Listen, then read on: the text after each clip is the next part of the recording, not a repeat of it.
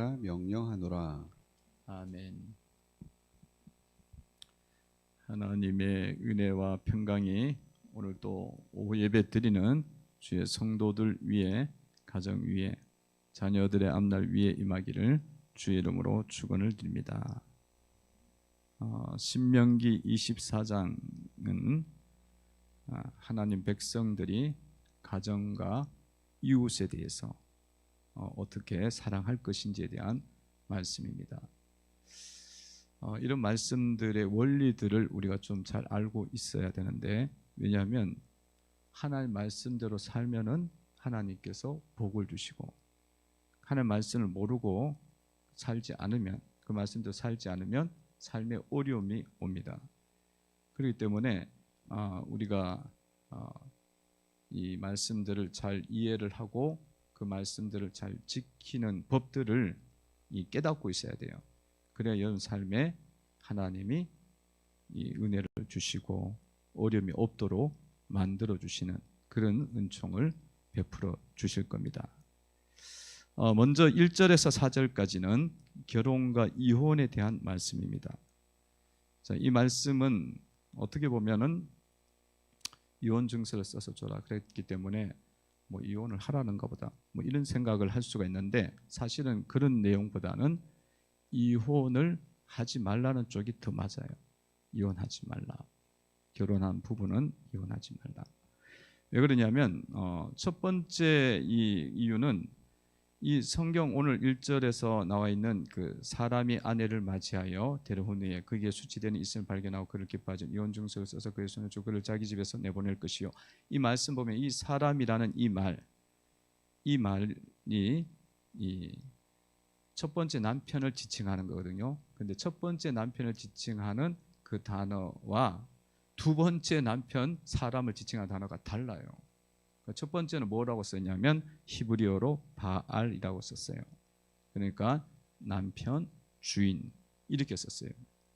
이 바알은 주인이란 뜻이에요. 뭐 바알 신도 있지만 이 원래 뜻이 주인이란 뜻이에요. 그리고 두 번째 남편을 뭘로 썼냐면 히브리어로 이시라고 썼어요. 그 이시라는 건 뭐냐면 그냥 사람이라는 거야. 그냥 사람하고 사는 거야. 한 사람하고 두 번째 결혼을 하면, 재혼하면. 그런 뜻으로 봤을 때에 뭐예요? 이 첫 번째 남편이 하나님이 주신 남편이라는 거예요.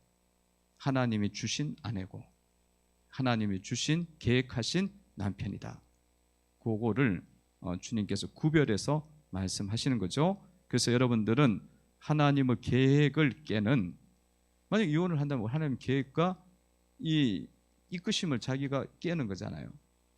그런 이혼을 해서는 안 된다라는 말씀을 우리가 볼 수가 있습니다.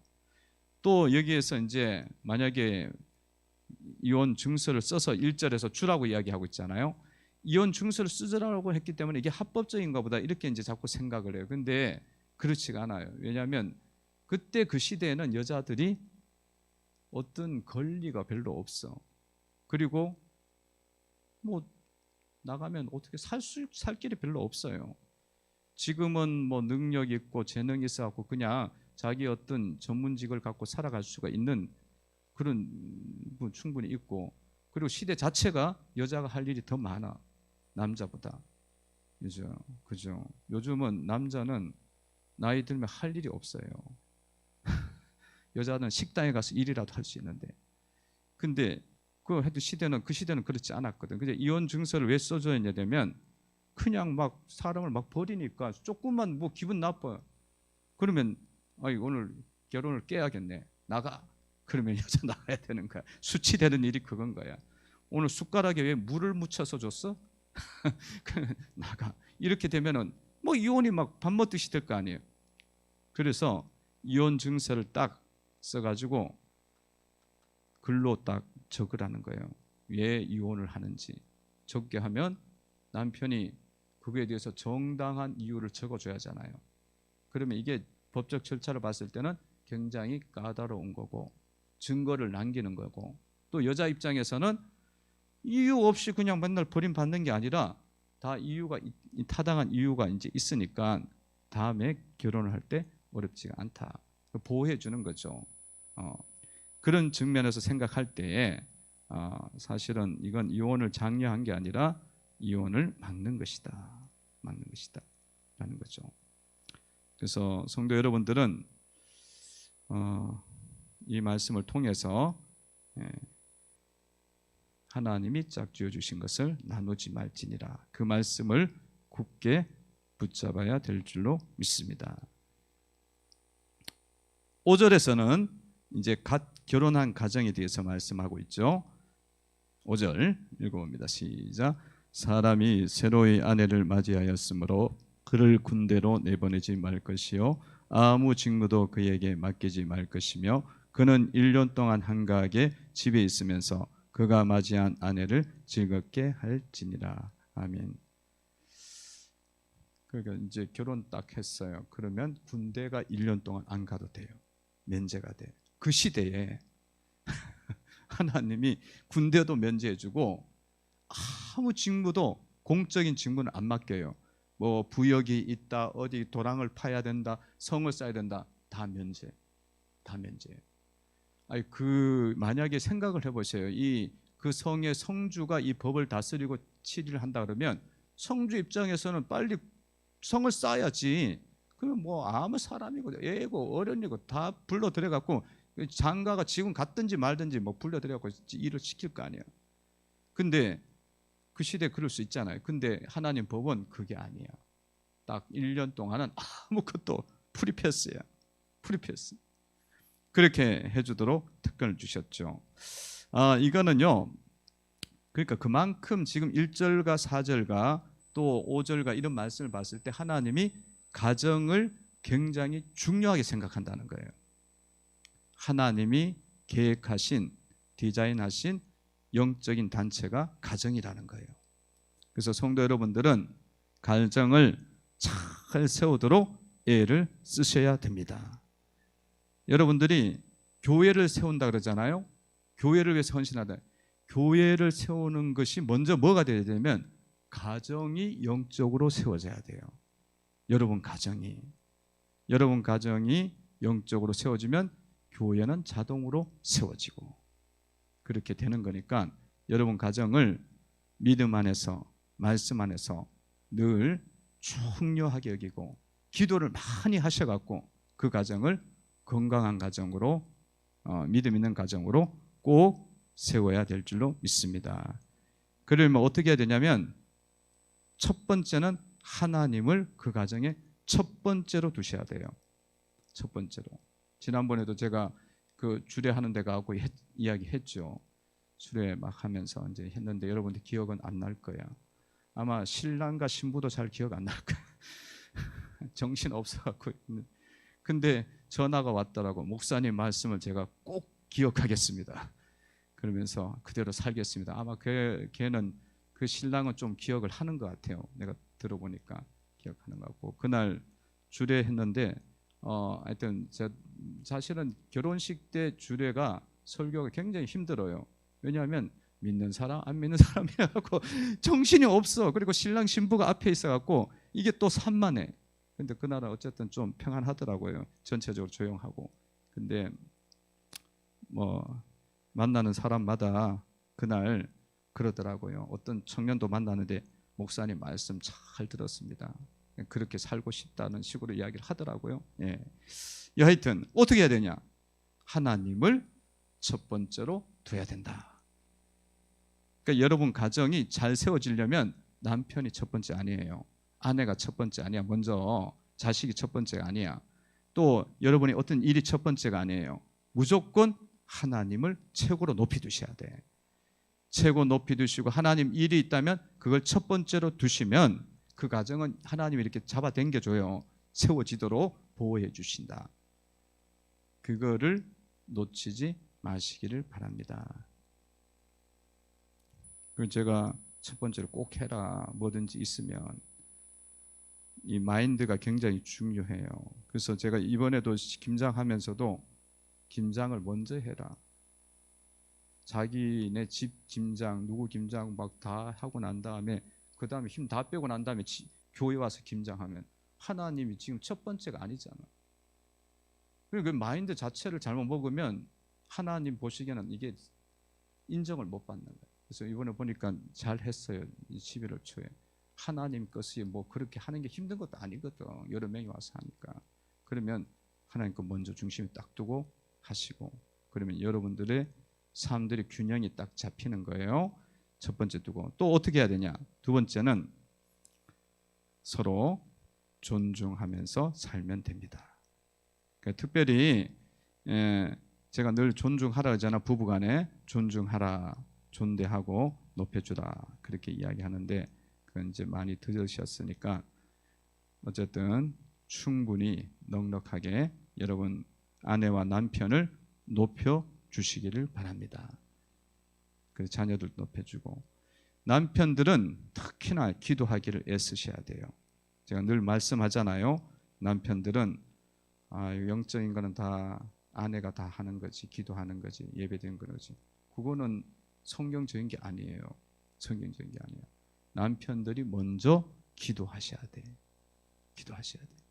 그런 방향으로 여러분 남편과 여러분 아내와 여러분 자녀들을 그렇게 양육을 하셔야 됩니다.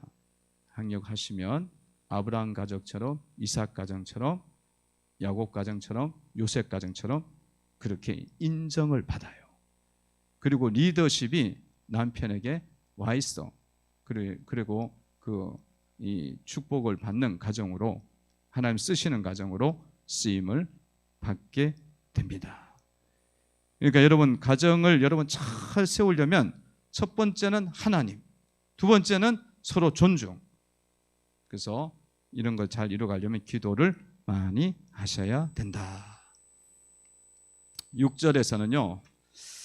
6절에서는 가난한 자들에 대한 말씀이에요. 읽어봅니다. 6절을 읽어봅니다. 시작. 사람이 맷돌이나 그 윗짝을 전당 잡지 말지니 이는 그 생명을 전당 잡음이니라. 가난한 자들 돈 빌려준다 그러면서 전당 잡는 걸 뭐예요? 물건을 잡는 거잖아요. 물건 잡을 때 뭘 잡지 말라? 맷돌이나 맷돌 윗짝을 전당 잡지 말라는 거예요.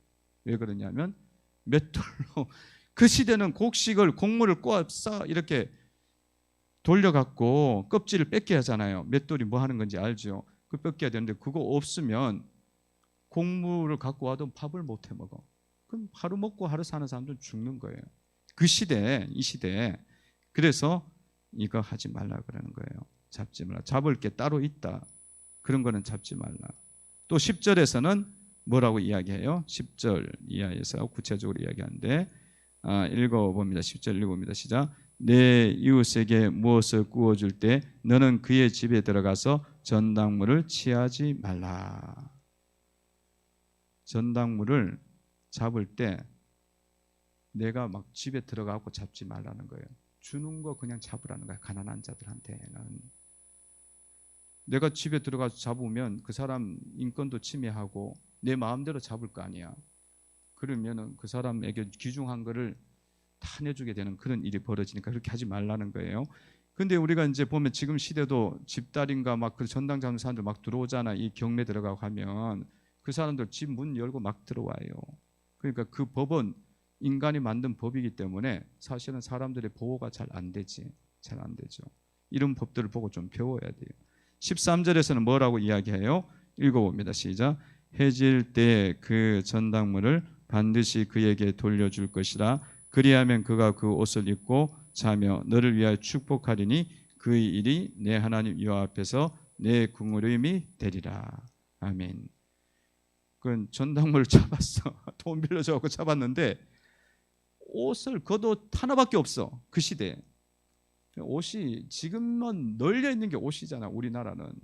그런데 그 시대는 옷이 잘 없으니까 딱 한 벌 있는데 그걸 잡으면 잘 때 춥잖아요. 그럼 얼어서 죽어. 그러면 안 되니까 해가 질 때 되면 뭐 하라고요? 돌려줘야 돼. 전당 잡으나 마나야 돌려줘야 돼. 돌려줘갖고 살게 해줘야 된다는 거예요. 그래서 가난한 자들을 위해서 우리가 어떻게 해야 되는지 말씀해 주시는 거고요. 이 말씀은 또 한번 좀 확대 해석을 하면, 적용을 하면 내 입장보다는 상대방의 입장에 서서 모든 것을 보라는 거예요. 여러분들이 생각이 깊은 사람이 되기를 원하죠. 그 깊은 사람은 어떻게 되느냐? 그거는 제가 보기에는요, 내 입장보다는 상대방 입장을 먼저 생각하면 그 사람이 생각이 깊고 사려가 있는 사람으로 만들어지게 돼 있어요. 상대방 입장. 그래서 여러분들이 이 가을날에 생각이 깊은 성도가 되시기를 바랍니다. 사려가 깊은 성도. 아까 권순저 권사님은 뭐 가을날에 생각이 깊어져야 된다는데, 생각이 깊어지려면 어떻게 해야 되냐? 상대방 입장을 생각해야 돼. 내 입장으로 막 내 걸 자꾸 파고 들어가고 깊어지는 게 아니야. 먼저는 하나님 입장에서 생각을 하셔야 돼요. 주님 입장에서. 여러분, 말씀을 읽을 때 내 입장에서 읽으면 이해 안 돼요. 근데 하나님 입장에서 읽으면 천지 창조 기적, 하나님 못하는 게 뭐가 있어? 다 되지. 그러면 그 말씀이 다 이해가 되는 거야. 이해가 되는 거야. 근데 내 생각으로 보면 이해가 안 되고 받아들이기 힘든 거죠. 그래서 하나님 입장에서 바라봐라. 그리고 뭐 질병의 문제도 내 입장에서는 치유할 수가 없는 것이지만, 하나님 입장에서는 질병도, 하나님이 불치의 질병도 고치려고 하면 식은 죽먹기예요. 식은 죽먹기야. 그런 부분들도 하나님 입장에서 바라보고 나가시면 여러분 질병도 하나님이 치유해 주시고 회복시켜 주시는 능력을 경험하게 될 줄로 믿습니다. 이 믿음이 깊어지는 거예요. 질병도 하나님께서 다 만져주면, 뭐 여러 가지 질병이 있잖아요. 요즘은요, 수술을 하기 때문에 외과적 수술을 해갖고 이제 다 이렇게 치유가 일어나는데 잘 안 되는 분야가 있어요. 이 수술이 아니라 이 사람들의 질병 치유 뭐 그런 것들 뭐냐면 우울증, 오히려 이렇게 분노 조절 장애, 공황증 이런 것들 있잖아요. 이런 것들도 또 뭐 도박 장애, 또 무슨 증 있잖아요. 중독증 있잖아요. 알코올 중독 이런 거 다 있잖아요. 이것도 우리 생각에는 이거는 안 돼, 이 사람 안 된다 그러는데 하나님이 한번 딱 터치를 하면 그건 치유가 되는 거예요. 그러니까 우리가 자꾸 우리 생각으로 자꾸 바라보는 거야. 저것은 안 되겠다 이 생각하는 거지. 하나님이 천지를 창조하고 인간을 다 만드셨는데 뇌를 한번 싹 만지면 뇌가 새로운 뇌로 회로가 바뀌게 되는 그런 역사가 일어날 줄로 믿습니다. 그러니까 여러분 보세요. 뭐 불면증 있는 사람들도 이렇게 오면 안수기도 받고 그러면 하나님이 딱 만지잖아요. 그럼 잠이 와. 그렇게 잠이 안 오는 사람도, 약 먹고 그런 사람도 다 같아. 그 다른 증세에 있는 증도 주님이 보시면은 얼마든지 만질 수가 있는 거야. 만질 수 있는 건데 우리가 믿음을 안 가지고 우리의 거룩함을 안 만드는 거야. 원리를 몰라갖고. 주님의 능력이 임하려면 우리가 깨끗해지고 바꿔지는 게 있어야 되는 거예요. 그래야 능력이 임하는 거야. 주님의 입장에서 질병도 바라보고 자녀의 앞날의 문제도 주님의 입장에서 바라보시기를 바랍니다. 여러분 자녀들 키우면서 자녀들의 앞날이 이게 뭐 세상이 복잡해지고 취직도 안 되고 뭐도 안 되고 힘들고 그러잖아요. 그런 문제가 있어도 하나님이 그 앞길을 열려면요, 형통의 길을 얼마든지 열어요. 요셉 같은 거 여러분들 보잖아요. 요셉이 그런 상황에서 어떻게 국무총리가 되고 그런 상황에서 감옥에서 총무가 되고 가정에서 총무가 되고 어떻게 되겠냐고. 그런데도 하나님이 그 요셉을 딱 붙잡으시니까, 함께 해주시니까 요셉이 그 나라의 국무총리가 되는, 그것도 몇 살에? 30살에 국무총리가 되는 은혜가 임하게 됩니다. 그래서 여러분 입장에서 보지 마시고요, 항상 하나님 입장에서 바라보면서 자녀를 양육을 하시기를 바랍니다. 믿음을 가지세요. 소망을 가지시고. 그래서 제가 늘 이야기합니다. 자녀들에게도 이야기를 해요. 다 뭐 공부 많이 할 생각하지 말고 하나님 앞에 잘 보이라고. 하나님 앞에만 잘 보여봐. 공부는 물론 해야지. 또 일들도 자격증 따야지. 그렇지만 하나님 앞에 좀 잘 보이면 하나님이 조금만 여시면은 1000배, 10,000배를 하나님이 여신다고. 그러면 쉬워요. 굉장히 쉬워. 그 은혜가 여러분 자녀들 가운데 있기를 주의 이름으로 축원을 드립니다. 하나님 입장에서 바라보면 생각이 깊어져요. 그리고 상대방 입장에서 살아. 항상 내 입장 말고 자녀의 입장에서 서보고, 또 아내의 입장에서 서보고, 남편의 입장에서 서보고, 또 자녀들 입장, 또 다른 성도 입장에서 바라보는 거죠. 그러면 그것이 바로 우리가 생각도 깊어지고 이렇게 성숙한 그리스도인이 되는 길인 줄로 믿습니다. 근데 사람들은 그렇게 안 보려고 그래요. 이런 말씀도 보면 가난한 자보다는 부자인 자기 입장을 보려고 그러니까 맨날 착취가 일어나는 거야. 가난한 자 힘들고. 근데 하나님 뭐라 그래요? 가난한 자 입장을 봐야 그 가난한 자가 하나님 앞에 호소를 안 한다는 거야. 오히려 공의로움이 되는 거지. 그거 잘 해주기 때문에. 그래서 네가 축복받는다. 근데 그 생각을 잘 안 하려고 그랬지. 그래서 남편 입장 안 생각하고, 아내 입장 생각 안 하고, 자녀 입장 생각 안 하고, 그러니까 맨날 내만 억울한 거야. 자기만 속상해. 나는 다 잘하는데 상대방은 다 틀린 것 같으니까. 그래갖고 억울해하는 사람들이 굉장히 많아요.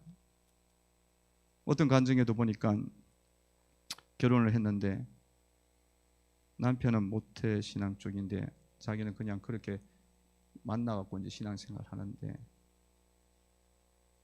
그냥 교회 이제 뭐 다니다 보니까 별로 나가는 것도 뭐 복잡하고 애들 키우는 것도 막 그러니까 안 나간 거예요.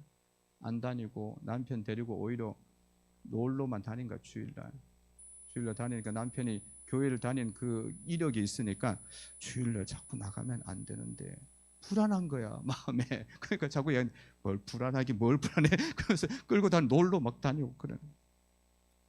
근데 오늘날 떡하니 남편이 딱 외도를 하는 거예요. 바람 사건이 일어난 거지. 그러니까 너무 여자 입장에서 너무 화가 나는 거예요. 그리고 너무 수치스러운 거예요. 그래갖고 막 그걸로 인해서 화를 내고 뭐 원통하지. 어쨌든 수습해갖고 그렇게 사는데 자기는 너무 이게 남편에 대한 신뢰가 다 깨어지니까 결혼 생활이 제대로 안 되잖아요. 안 되고 자기는 스트레스 계속 받고 이러면서 가는 가운데 그렇게 문제는 다 누구한테 있다? 남편에게 있다. 자기 죄는 안 봐요. 근데 나중에 말씀 듣고 성도와 교제하고 또 이렇게 은혜 받고 이렇게 보니까 자기 죄가 그때서야 보이는 거예요. 그때서야. 자기가 하나님 앞에 주일 성수를 하는 사람까지 다 깨버리고 막 놀러 데리고 다녔고, 그리고는 또 애 키운다고 바쁘고 힘들다고 그냥 각방 쓰게 하고, 그리고 뭐 조건과 환경을 다 만들어 준 거예요. 다 만들어 준 거예요. 그 자기 죄가 그때부터 보이기 시작해서 회개하니까, 그리고 보니까 남편이 문제가 아니라 자기의 문제로 보이더라는 거예요. 그러니까 성도 여러분들이 이런 경우가 굉장히 많아요. 굉장히 많아. 남 문제가 아니라 내 문제인데 남한테 다 뒤집어 씌우는 거야. 그러니까 바람을 피우는 거는, 육적인 바람 피우는 거는 엄청나게 죽을 죄악으로 봐. 근데 하나님 앞에 우리가 하나님을 떠나갖고 첫 번째 안 두고 막 살아가는 거 영적 바람이거든요. 영적 간음이라고 그러잖아요. 그거는 쉽게 생각을 해요. 보이지 않는 관계라고 생각해서. 근데 더 큰 죄예요, 사실은. 근데도 잘 깨닫지는 못하죠. 그래서 여러분들이 뭐든지요, 내 입장에서만 생각하면 다 원통하고 화나고 분통 터져. 근데 그 입장에 들어가면 내 죄가 엄청나게 크다는 것을 발견하게 되어지고 회개가 이루어지게 되어지고 깊은 신앙에 들어갈 수가 있습니다. 그러니까 여러분 이 말씀을 통해서 자꾸 그렇게 볼 수 있는 눈과 귀가 열려야 될 줄로 믿습니다. 자녀들 볼 때마다 이제 자녀 좀 더 크잖아요. 크면은 되게 답답해요. 되게 답답하고 왜 문제가 이 문제가 일까 저게 안 고쳐져 그럴 때 많거든. 그런데 그 문제가 자녀 문제가 아니에요. 부모의 문제다. 그거 볼 때까지 해결 안 돼요. 안 되니까 우리가 부모가 돼갖고 그 때를 돌이켜 보면 그 나이 때 돌아가면 그 정도도 못 살아. 그래요. 그렇습니다. 하여튼 생각이 내 입장이 아닌 다른 사람 입장을 볼 수 있는 눈이 열려야 될 줄로 믿습니다. 그러면 이게 가정이 이렇게 은혜 가운데 세워져요. 할렐루야. 가정이 성숙해져요. 그리고 하나님 보시기에 축복을 받아. 그때부터 좋아요. 그러면 19절 이하는 이삭을 남겨두라, 뭇을 남겨두라 이런 뜻이죠. 19절 보겠습니다. 읽어봅니다. 시작.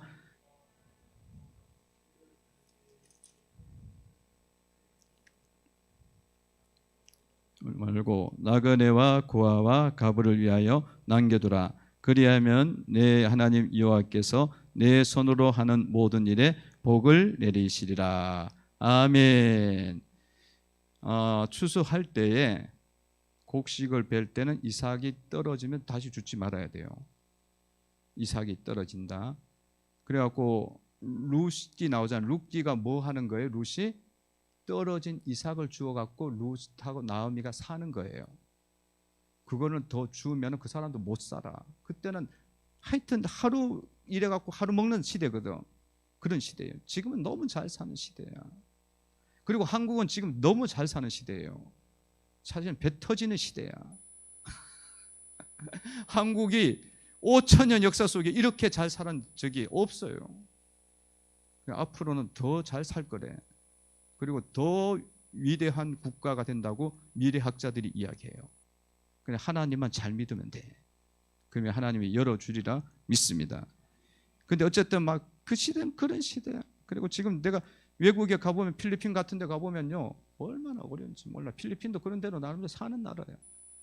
가면은 밥을 주는데 좋은 도시락이 뭐냐면 밥이 뭐냐면 도시락 벤또 안에다가 치킨 한 조각 넣어주면 그게 좋은 정심이야. 그 치킨을 한 마리를 먹잖아 우리는 모이면은. 근데 치킨 한 조각을 주고 그 밥하고 먹어야 돼. 그럼 느끼하지 우리는. 그 조각을 뜯어가면서 그 소금에 묻혀갖고 먹는 거예요. 그렇게 살더라고요. 근데 모여갖고 선교팀하고 이렇게 모여있는데 몇 명이 모여갖고 치킨을 막 엄청나게 막 사니까 거기에 있는 사람들이 다 놀래는 거야. 저 사람들 누구냐고. 돈을 막 물 쓰듯이 쓰냐고. 우리는 그냥 일반적으로 쓰는 건데 그렇게. 하여튼 가난한 시대는 그랬는데 그런 사람들에게 뭐 하라고요? 이삭도 떨어뜨리고 뭇이라는 거는 한 줌의 곡식이라고 보면 돼요. 그 곡식이 잊어버렸어. 못 주워온 경우 있잖아요. 그러면 그거 놔두라는 거야. 왜냐하면 그거 나그네와 고아와 가부를 위해서 남겨두라. 그래야면 어떻게 한다고요? 네, 하나님 여호와께서 내 손으로 만든 모든 일에 복을 내리시리라. 한번 그리하면부터 한번 읽어봅시다. 시작.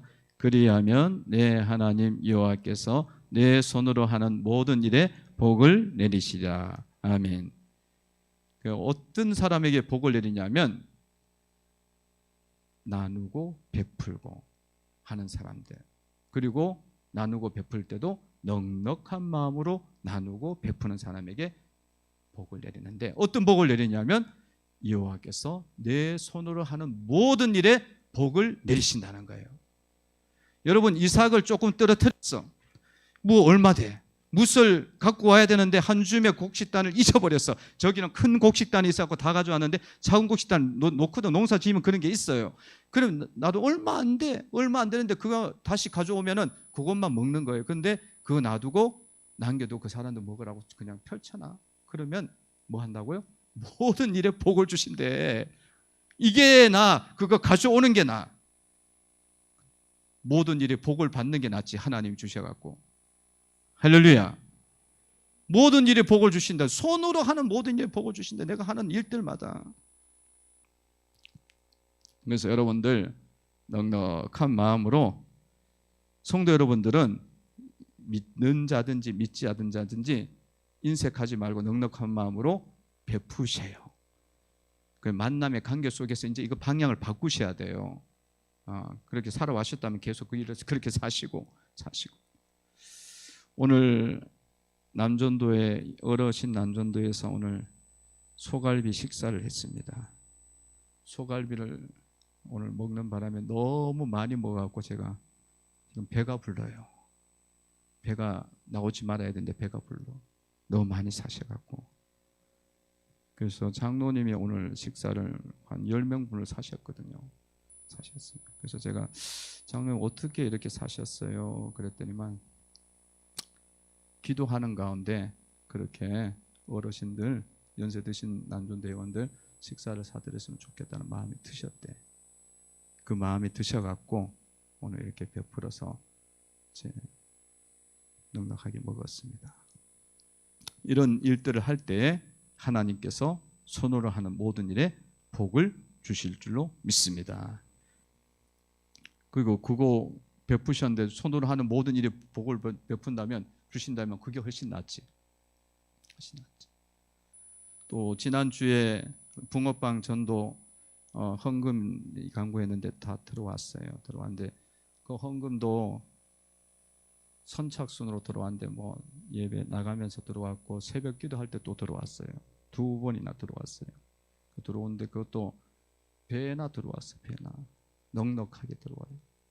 그러니까 여러분, 그러면 은혜 받는 거야. 그러니까 여러분 모든 일들 속에서, 이런 관계 속에서 이런 부분들을 이제 기쁨의 교우들은 말씀의 원리들을 그냥 가지고 가시면 돼요. 그걸 가지고 가시면은 하나님이 복을 내려주시는 역사들이 여러분 가운데 일어날 줄로 믿습니다.